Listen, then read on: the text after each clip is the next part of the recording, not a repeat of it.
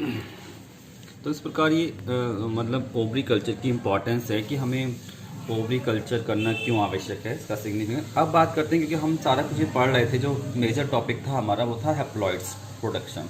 तो haploid production में हमने anther culture, microspore culture, ovary culture देखा। अब हम बात करते हैं कि जो हैप्लॉइड्स हैं इनके लिमिटेशंस क्या हैं। अगर हैप्लॉइड को हम प्रोड्यूस कर रहे हैं तो उनके जो जो लिमिटेशंस हैं, उनके लिमिटेशंस के बारे में जानेंगे। हैप्लॉइड्स ब्रीडिंग को ये जो वाइडली रिकॉग्नाइज्ड लिमिटेशंस हैं, वाइडली रिकॉग्नाइज का मतलब होता है जो वो मतलब विस्तार पूर्वक, जैसे व्यापक, जिन्हें कहते हैं व्यापक।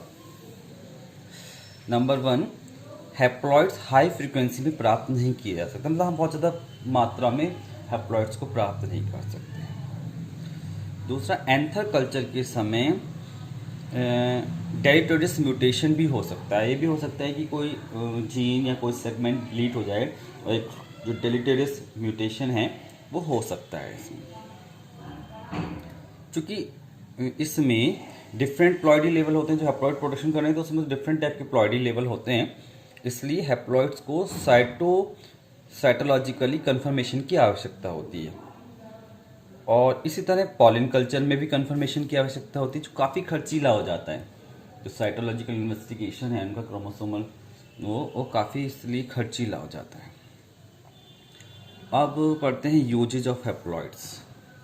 एक्चुअल में जो हैप्लॉइड्स को हम बना रहे हैं, प्रोड्यूस कर रहे हैं, इनका क्या फ़ायदा हो सकता है। तो सबसे पहले पढ़ेंगे जो इसका सबसे पहला उपयोग है, जो है वो है mutational research.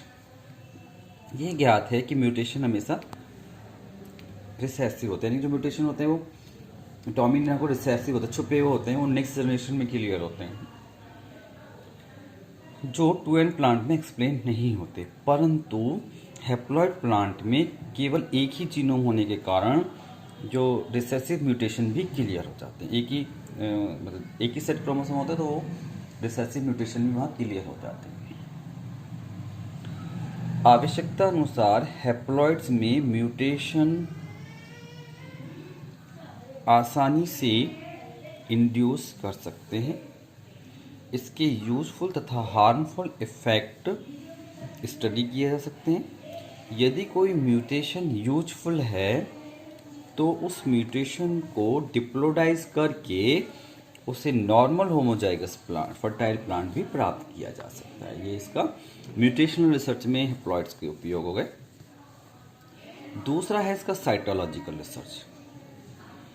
Haploids cytogenic research में बहुत यूजफुल सिद्ध हुए हैं। म्यूटेशनल रिसर्च के साथ साथ साइटोलॉजिकल रिसर्च में भी बहुत यूजफुल सिद्ध हुए हैं। जैसे प्रोडक्शन ऑफ एनिप्लॉइड, पूरा जो क्रोमोसोम, पिछले क्लासेस में आपको जो क्रोमोसोम लाइब्रेशन पढ़ाया था, न्यूमेरिकल जो चेंजेस थे क्रोमोसोम में, उसमें आपको बताया था एनिप्लॉइड्स। तो इसमें क्या हो जाता है, जो क्रोमोसोम के जो नंबर हैं उनके उनमें अप डाउन्स आ जाते हैं। Production of aneuploid, determination of basic chromosome number, इससे हम क्रोमोसोम का बेसिक क्रोमोसोम नंबर भी डिटरमाइन कर सकते हैं। यह determination of nature of polyploidy, और पॉलीप्लॉइडी की नेचर को भी डिटरमाइन कर सकते हैं। ब्रॉथ कल्चर में हैप्लॉइड टिश्यू या आइसोलेटेड सेल, हैप्लॉइड सेल से हैप्लॉइड प्लांट बहुत आसानी से प्राप्त किए जाते हैं। ब्रॉथ कल्चर जो होता है, लिक्विड कल्चर मीडियम को ब्रॉथ कल्चर बोलते हैं। ब्रॉथ कल्चर में हैप्लॉइड टिश्यू या आइसोलेटेड हैप्लॉइड सेल से हैप्लॉइड प्लांट बहुत आसानी से प्राप्त किए जा सकते हैं। इसका उपयोग हायर प्लांट्स के जेनेटिकल तथा साइटोजेनेटिकल रिसर्च में किया जाता है। इसका प्रयोग हायर प्लांट्स के जेनेटिकल तथा साइटोजेनेटिकल रिसर्च में किया जाता है।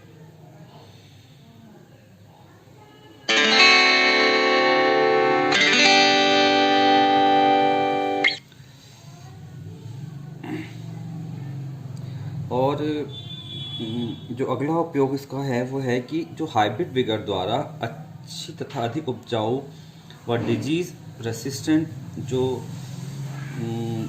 क्रॉप उत्पन्न करना इम्पॉर्टेंट है। मतलब हम हाइब्रिड विगर से द्वारा इनको बहुत इम्पॉर्टेंट है कि हम कुछ हाइब्रिडाइजेशन द्वारा कुछ करेक्टर ऐड कर रहे हैं, हाइब्रिड विगर बना रहे हैं, जिसके लिए होमोजाइगस प्लांट का होना आवश्यक है। प्लांट को होमोजाइगस होगा तो अभी हम हाइब्रिड विगर बना सकते हैं, हाइब्रिडाइजेशन कर सकते हैं। प्लांट ब्रीडिंग के जो परंपरागत मेथड हैं उससे इसको तैयार करना बहुत मुश्किल है। जो ट्रेडिशनल मेथड है उसको तैयार करना बहुत लंबा समय लगता है उसके लिए, और वो एक्सपेंसिव भी बहुत होता है।